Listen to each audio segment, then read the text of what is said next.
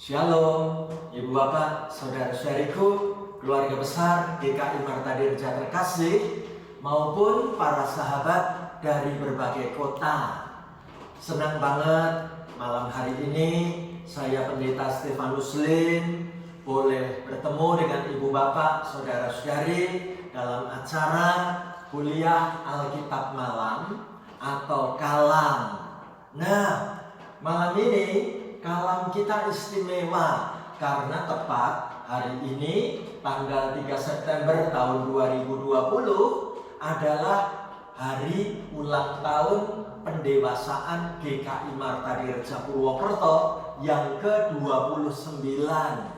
Itu sebabnya Kalam hari ini mengambil tema Tuhan yang memberi harapan. Bacaan Alkitab dipilihkan dari Ratapan 3 ayat 20 sampai dengan 24. Ibu Bapak, saudara-saudaraku sekalian, mari kita melihat kilas balik sejenak tentang kisah GKI Marta Dirja yang kita cintai. Kita lihat gambar di sebelah kiri sana. Adalah bangunan gedung gereja kita yang lama, yang lokasinya di Jalan Dr. Suparno, Purwokerto Timur. Tepat pada saat GKI Suparno berulang tahun yang ke-17, Tuhan menganugerahkan kesempatan untuk kita pindah menempati gedung gereja yang baru di Jalan Marta Dirja. Nah, kita lihat gambar di sini ada Bapak Bupati Banyumas, Bapak Marjoko, didampingi oleh istri. Dan saya boleh di belakangnya bergembira, bersukacita ketika gedung gereja ini siap untuk dipergunakan. Dan tanpa terasa, bila kita berhitung mundur dari tanggal 3 September tahun 1991 saat GKI Suparno didewasakan, sampai dengan 3 September tahun 2020 ini, kita hitung-hitung ternyata umur pendewasaan GKI Marta Dirja sudah tercatat 29 tahun. Dan istimewa hari ini 3 September tahun 2020 saat gereja kita berulang tahun, ayo kita mau mengucapkan selamat ulang tahun gerejaku. Ada sebuah lagu yang menarik yang kita mau nyanyikan bersama. Lagunya berjudul Selamat Ulang Tahun Gerejaku. Kita nyanyi bareng-bareng ya. Selamat ulang tahun, selamat ulang tahun, selamat ulang tahun gerejaku. Damai di hatiku, damai di hatimu. Selamat ulang tahun gerejaku. Sekali lagi. Selamat ulang tahun, selamat ulang tahun, selamat ulang tahun gerejaku. Damai di hatiku, damai di hatimu. Selamat ulang tahun gerejaku. Selamat ulang tahun gerejaku. Selamat ulang tahun gerejaku.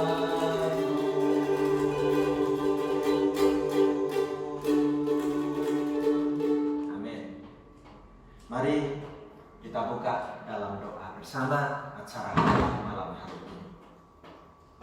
Tuhan, kami mengucap syukur kalau malam hari ini kami boleh merayakan kegembiraan ulang tahun gereja kami GKI Marta Dirja yang ke-29 tahun.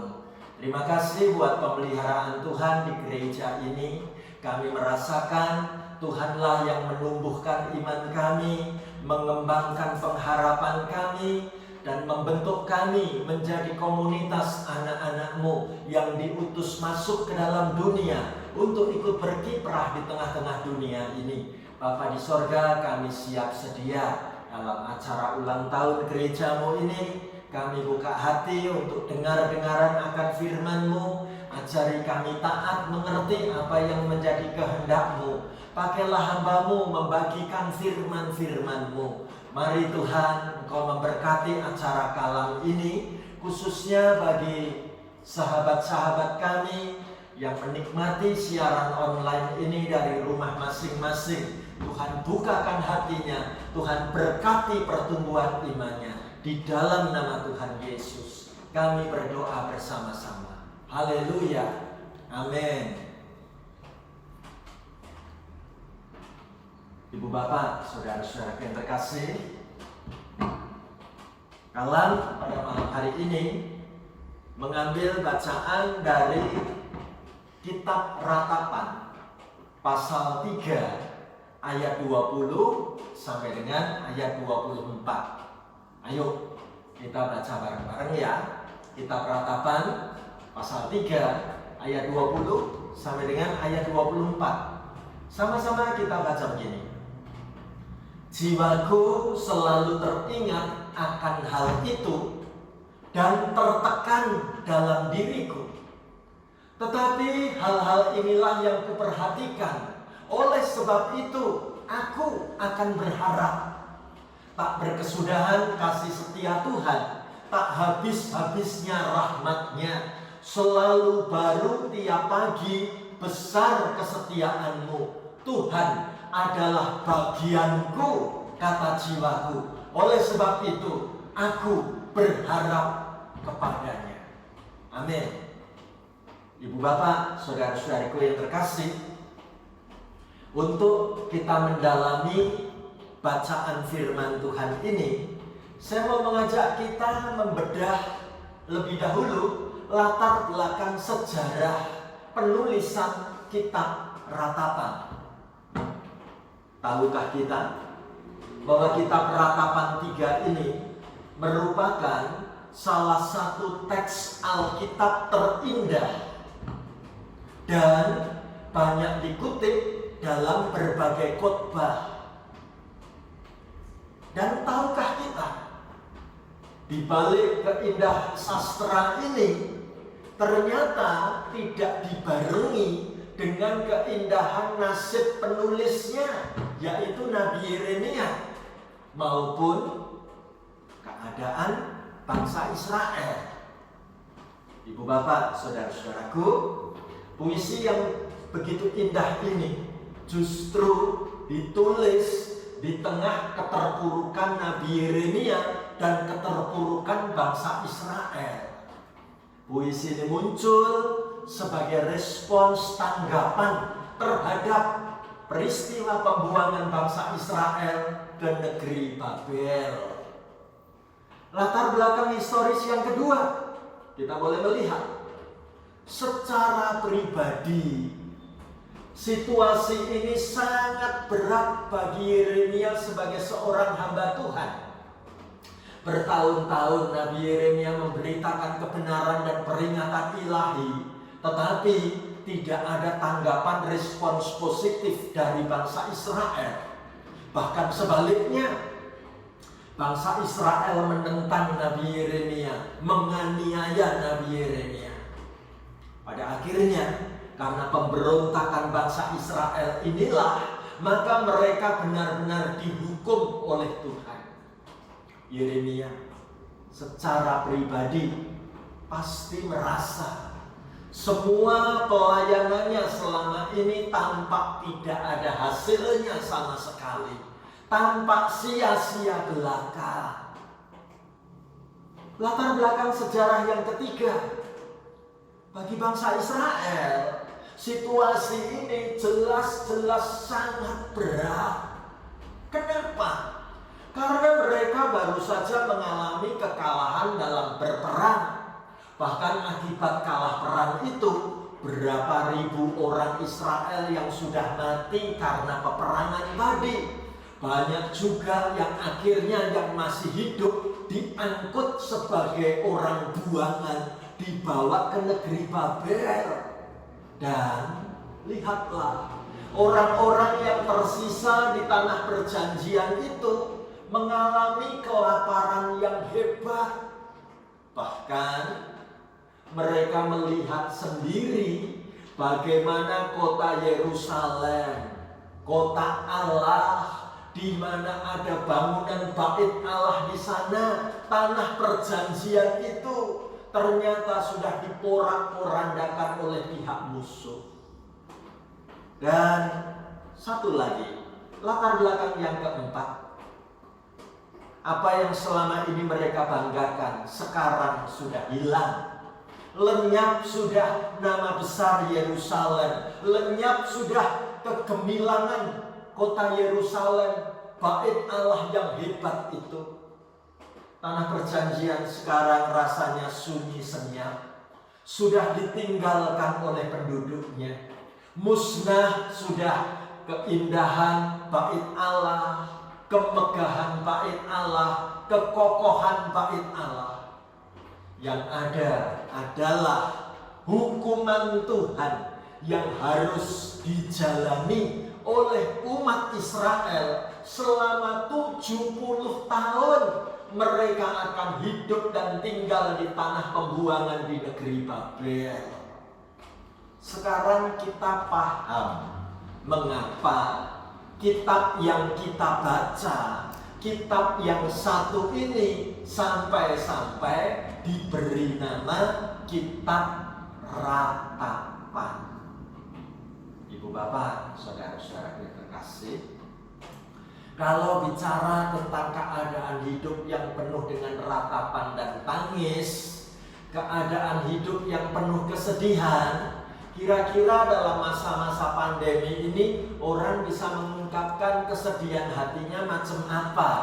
Saya tertarik bagaimana ada seorang anak kecil membuka pintu rumah hanya untuk mengungkapkan sebuah ungkapan isi hati tentang kesedihannya. Kita lihat video anak kecil ini mau ngomong apa. Lihatlah. Kak duit keras.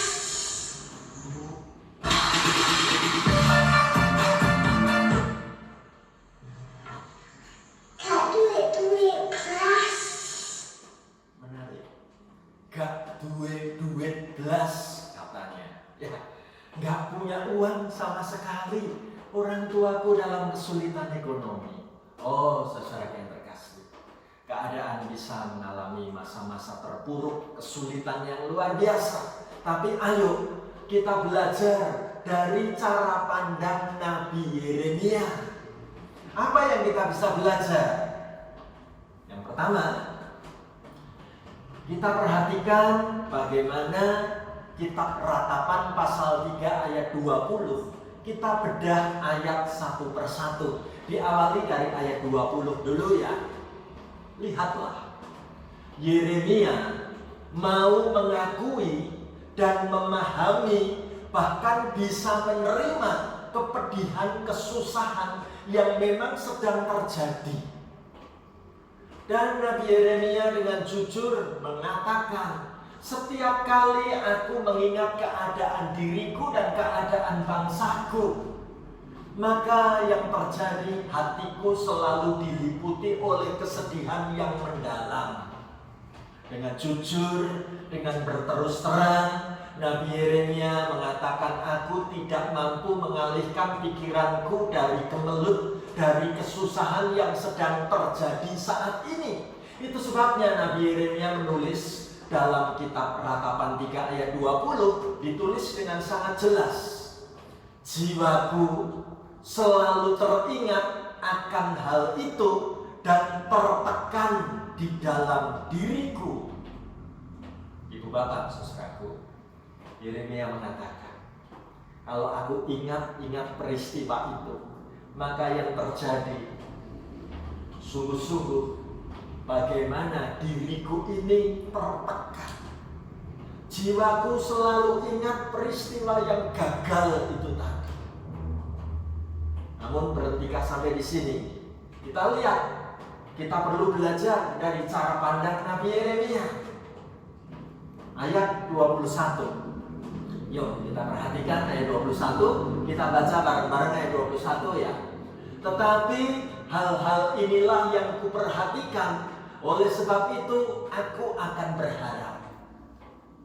Ibu bapak, saudaraku, situasi hidup mungkin baru akan berubah sesudah 70 tahun ke depan.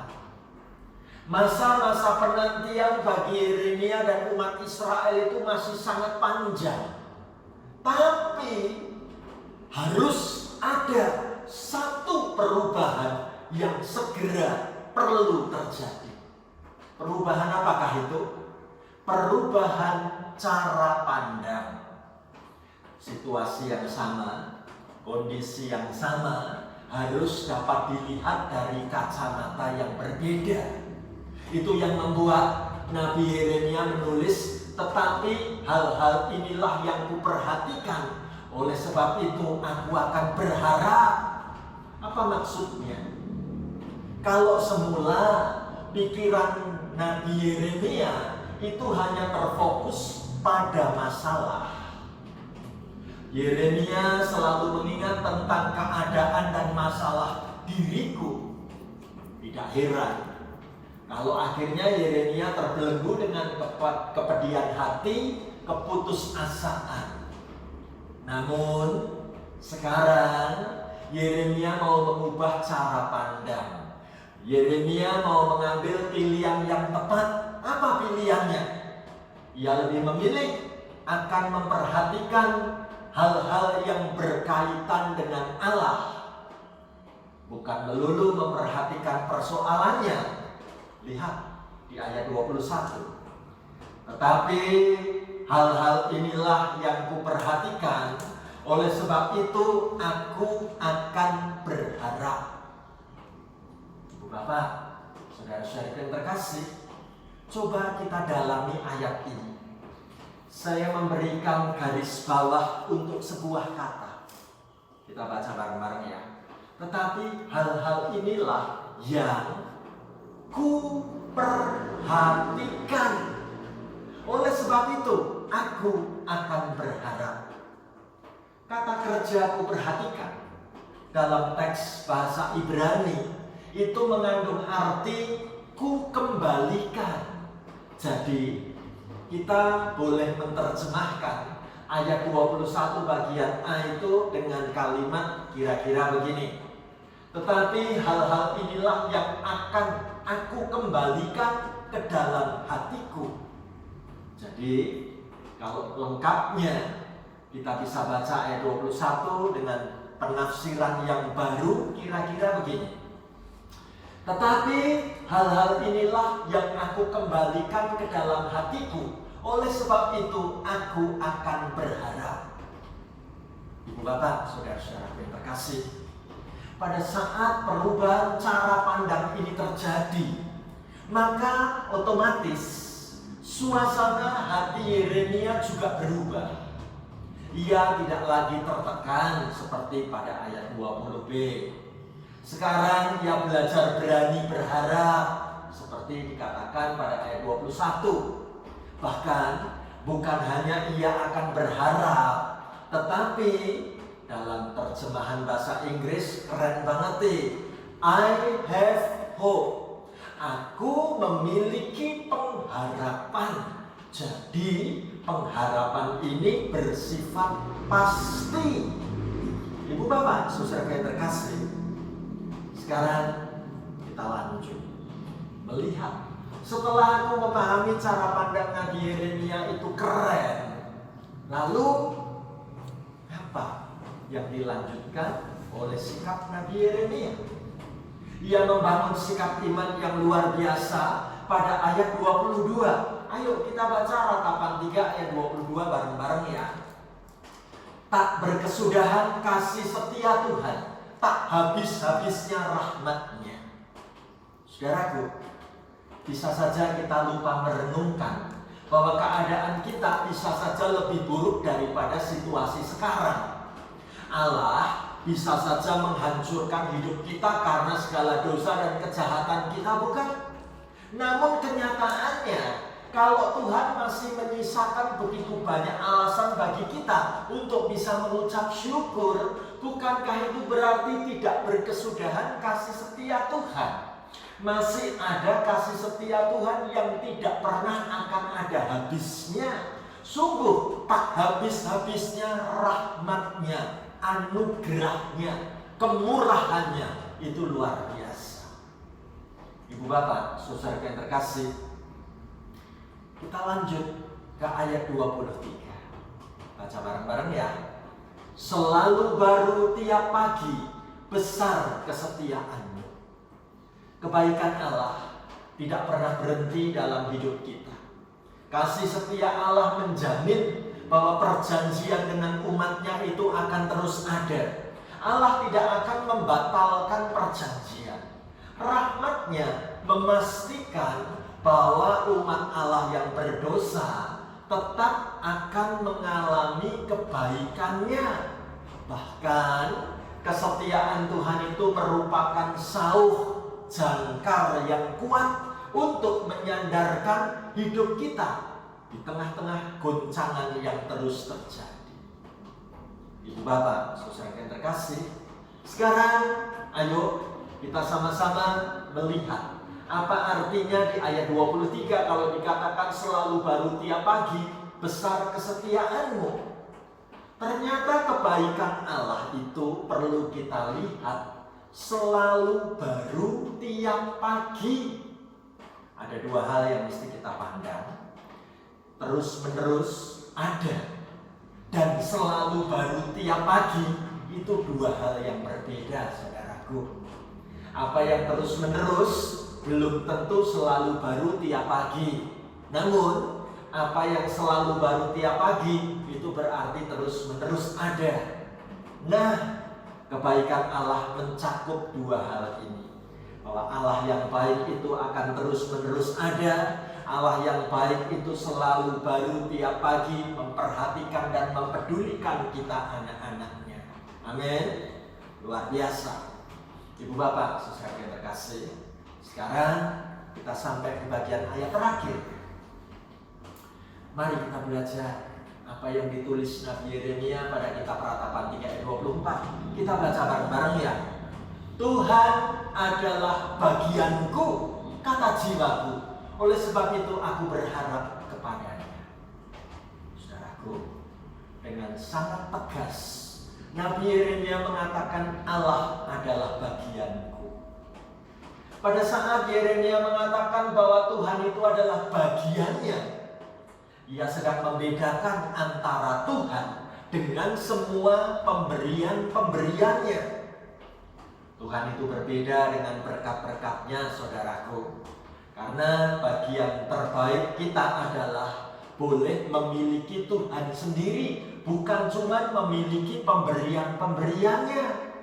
Jadi kita bisa melihat kalau Nabi Yeremia berani mengatakan Tuhan adalah bagianku, kata jiwaku, oleh sebab itu aku berharap kepadanya, maka kita boleh menyimpulkan sebagian pemberian Tuhan itu bukankah bersifat sementara. Misalnya kesehatan itu bisa hilang ketika kita mulai sakit.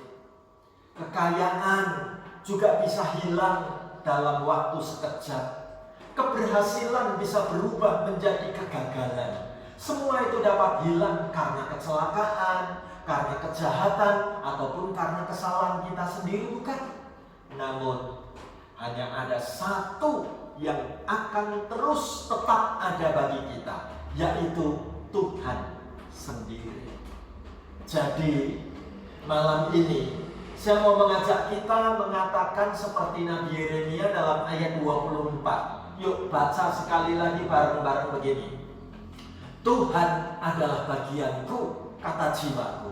Oleh sebab itu aku berharap kepadanya. Saudaraku, pada saat menuliskan ratapan ini, Nabi Yeremia jujur memang tidak memiliki berkat Tuhan apapun. Tanah perjanjian sudah lenyap, Yerusalem sudah rata dengan tanah, Bait Allah tinggal puing-puing reruntuhan. Di saat semua berkat itu seakan-akan sudah tidak ada dan tidak terlihat, masih ada bagian yang terbaik buat kita menurut Yeremia, yaitu Tuhan sendiri. Katakan dalam diri kita, Tuhan adalah bagianku, Tuhan adalah kepunyaanku, Tuhan adalah milikku. Ibu bapak, saudara yang terkasih, kita bawa situasi pergumulan Nabi Yeremia dan umat Allah pada masa-masa pembuangan ke Babel. Dalam situasi saat ini, situasi gereja dalam masa pandemi. Ibu bapak, saudaraku, gambarkan betapa beratnya keadaan situasi pandemi yang mengubah segala-galanya. Bagaimana pekerjaan kita banyak berubah, bagaimana kesehatan kita pun berubah, cara bergaul, cara menikmati hidup, semua jadi sangat terbatas. Di tengah-tengah masa-masa pandemi ini, masihkah kita melihat ada Tuhan sumber pengharapan hidupku? Ibu bapak, saudaraku, beberapa orang menyampaikan pergumulan-pergumulannya secara pribadi. Pak Pendeta, andai kata hidup ini boleh diibaratkan masih boleh punya pengharapan, masih ada kasih cinta, dan masih boleh bermimpi, dan masih boleh tetap yakin percaya, apakah keadaan kami bisa dipulihkan? Bagaimana masa pandemi ini memporak-porandakan keadaan keuangan ekonomi keluarga kami? Orang menceritakan sambil bercucuran air mata. Penghasilan kami turun drastis. Bahkan pasangan hidup saya kehilangan pekerjaan, Pak Pendeta. Mungkinkah kami masih bisa dipulihkan secara keuangan ekonomi, secara finansial? Kami masih boleh berharap kepada Tuhan. Berapa banyak orang katakan dalam masa pandemi ini kami mengalami kesulitan dalam membangun kehidupan berkeluarga yang baik. Bagaimana keadaan orang-orang di rumah berubah jadi sangat sensitif, gampang marah, gampang tersinggung. Kami seringkali bertengkar, konflik untuk hal-hal yang tidak terlalu prinsip. Mungkinkah keluarga kami dipulihkan Tuhan seperti dulu lagi?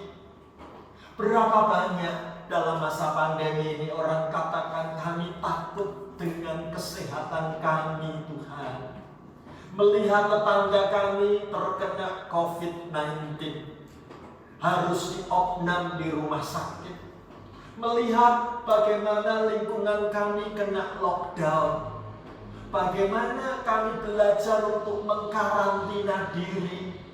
Bahkan kami melihat ketika anggota keluarga kami sakit, sahabat kami meninggal. Oh Tuhan, mungkinkah kami masih sehat dan bisa umur panjang di tengah-tengah masa pandemi seperti ini?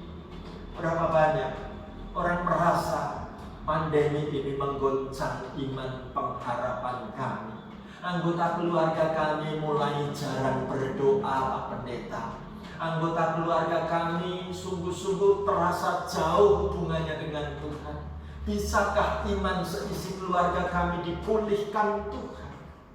Itu sebabnya dalam ulang tahun GKI Marta Dirja ke-29, saya rindu mengajak ibu bapak dari rumah masing-masing, mengajak saudara-saudari dari tempat kita masing-masing, berani mengimani bahwa Tuhan yang memberi harapan. Kasih-Nya selalu ada dan selalu baru. Mari kita terus melanjutkan perjalanan hidup kita. Bahkan di hari ulang tahun GKI Marta Dirja ke-29. Saya mau mengajak kita menapaki perjalanan iman dengan kekuatan yang baru, dengan semangat yang baru. Mengapa? Karena kita punya Allah yang boleh disebut El Shaddai. Kita nyanyikan lagu ini. Allah yang sungguh membuat kita tidak merasa takut karena Dia menjaga kita. Allah yang membuat kita tidak lagi merasa bimbang karena Ia yang memelihara kita. Allah yang tidak membiarkan kita bersusah hati karena Ia sanggup menghibur. Bahkan Allah yang sanggup untuk mengangkat kecemasan kita karena berkat-Nya selalu baru tiap pagi. Mari kita nyanyikan lagu ini bersama.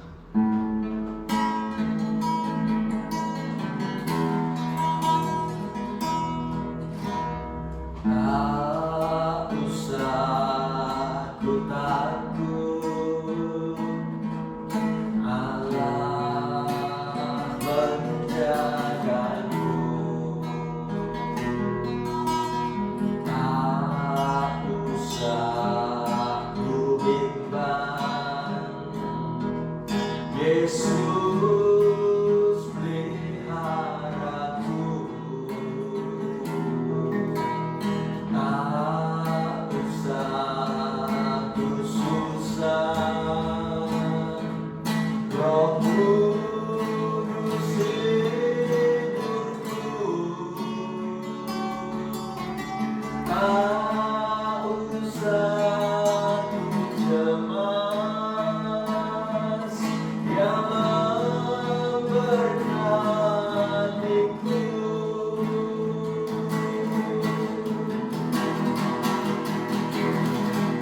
El Shaddai, El Shaddai, Allah Maha Kuasa. Dia besar, Dia besar, El Shaddai mulia. El Shaddai, El Shaddai,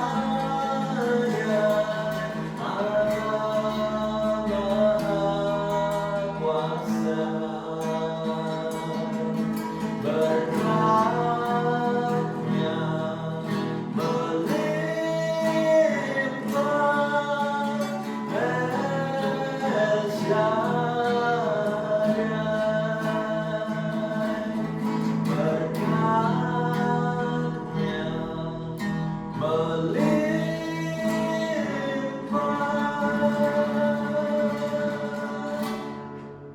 El Shaddai.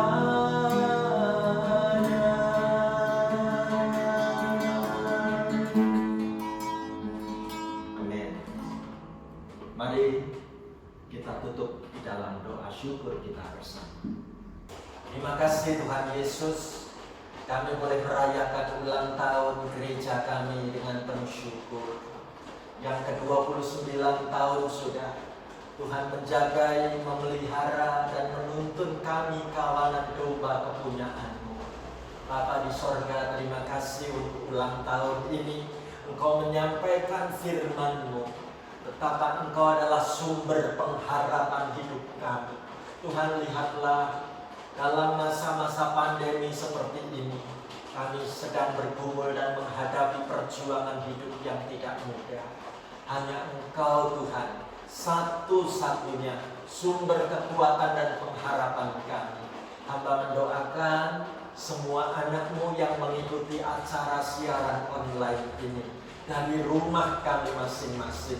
Mari Tuhan, Engkau yang sentuh hati kami, Engkau yang mengisi dan menambahkan pengharapan kami, agar kami kuat melanjutkan hidup, menghadapi badai gelombang keadaan masa pandemi ini. Bersama dengan Tuhan, kami akan menjadi kuat. Di dalam Tuhan, kami akan mampu berjuang. Kami bersyukur memiliki Allah yang luar biasa. Allah yang boleh menjadi tempat kami bersandar. Allah di mana kami boleh terus berharap. Allah yang akan menyediakan masa depan yang lebih baik. Kami bersyukur Bapa. Apapun yang sedang terjadi dalam keadaan kami, pulihkan anak-anak-Mu Tuhan, secara finansial, secara keuangan ekonomi. Tuhan, kucurkan berkat-berkat-Mu mengalir kembali. Kami memerlukan pemulihan kesehatan buat tubuh kami. Mari Tuhan, Kau jagai kami. Kau karuniakan berkat kesehatan dan umur panjang. Kami berdoa juga Tuhan untuk pemulihan keluarga kami. Biar kami membangun komunikasi yang baik. Kami belajar saling memahami dan mengampuni. Kami rindukan keluarga kami terus semakin dekat dengan-Mu. Karena kami mendambakan ada pemulihan iman bagi seisi keluarga kami. Kami tetap setia jadi anak-anak Tuhan. Kami siap berharap selalu kepada-Mu. Di dalam nama Tuhan Yesus kami berdoa bersama, menyerahkan doa kami ini, menyerahkan gereja kami ini, menyerahkan masa depan kami, bangsa kami, siapapun yang kami sebut dalam doa di malam ini, diberkati dalam nama Tuhan Yesus. Haleluya. Amin.